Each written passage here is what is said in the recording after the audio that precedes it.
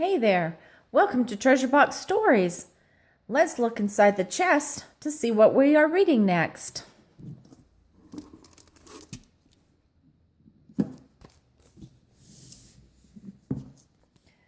Flat Stanley, Show and Tell Flat Stanley.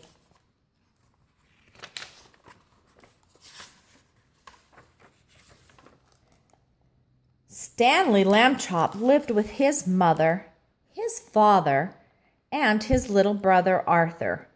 Stanley was 4 feet tall, about a foot wide, and half an inch thick. He had been flat ever since a bulletin board fell on him. Stanley's family was used to him being flat.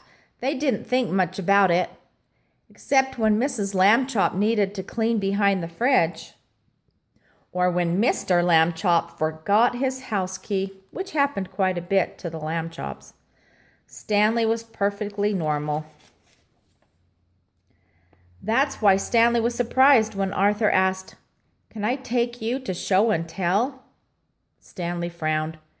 "You mean because I'm so good at wiggling your ears," said Arthur. "Miss Plum really wants to see it." "Oh," said Stanley. "Sure, if Miss Plum said so." Stanley felt his face turning pink. It always turned pink when Miss Plum's name came up. Miss Plum was the prettiest teacher in the whole school.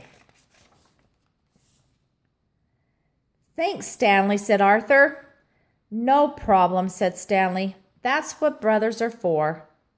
Arthur smiled to himself. He knew the real reason Stanley was going to show and tell, but he didn't say a word.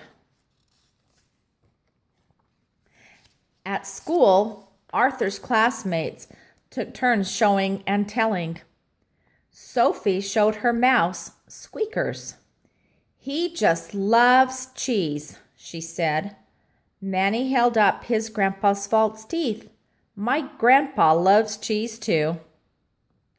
Arthur introduced Stanley, who wiggled his ears like crazy. "My goodness," said Miss Plum. "Today I have something for show and tell too," Miss Plum added shyly. She held out her left hand. A big ring sparkled on her finger. "I'm getting married," said Miss Plum. Stanley felt his heart sink. Miss Plum married? The other kids jumped up and crowded around to look at Miss Plum's ring. "Let me see," said Sophie. She bumped into Manny. Squeakers slipped out of her hands. "Ouch," said Manny. "Watch it."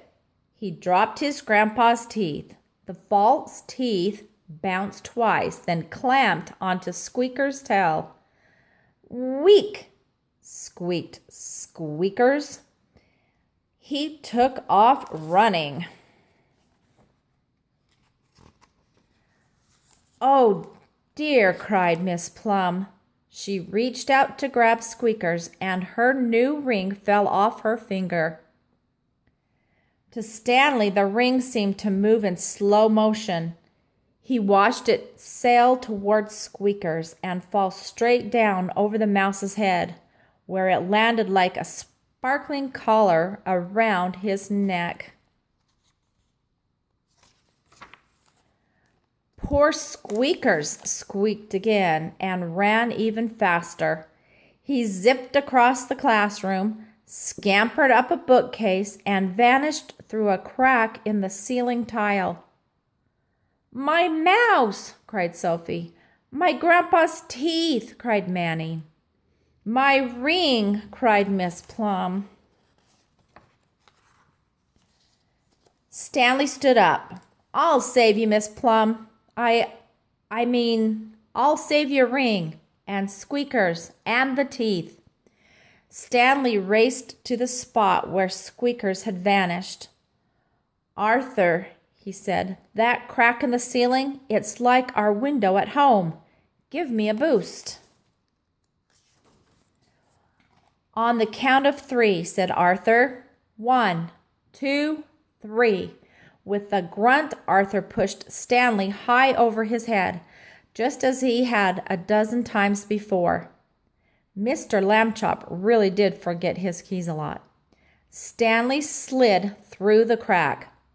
I see sneakers, Stanley yelled. Come here, boy. Come on. Below, the students heard crashing and thrashing as Stanley chased the mouse over their heads. Go, Stanley, go, yelled Manny. It's no use, Stanley said, panting. He's too fast. Then Arthur thought of something. Sophie, where's Squeaker's cheese? Right here, she said. Arthur grabbed a slice and flung it through the crack. Stanley, try this. The crashing stopped. The thrashing stopped. Then the class saw Stanley's arm poke through the ceiling crack. Squeaker sat in his hand, happily nibbling the cheese. Stanley's other arm poked out. The false teeth and the ring dangled from his fingers. Last of all came Stanley himself, stretching out of the crack like a boy-sized strip of taffy. Oh, Stanley, said Miss Plum, once he was safely on the ground. You're my hero. She gave Stanley a big hug. Stanley felt his face turn pink, bright pink. What's wrong with Stanley? Asked Sophie. Arthur grinned. His face always turns pink when... Then Arthur stopped. He looked at Stanley. When he's been wiggling his ears, he said. Thanks, Arthur, whispered Stanley. No problem, said Arthur. That's what brothers are for. Thanks for watching. Please give it a thumbs up and subscribe to the channel. Bye.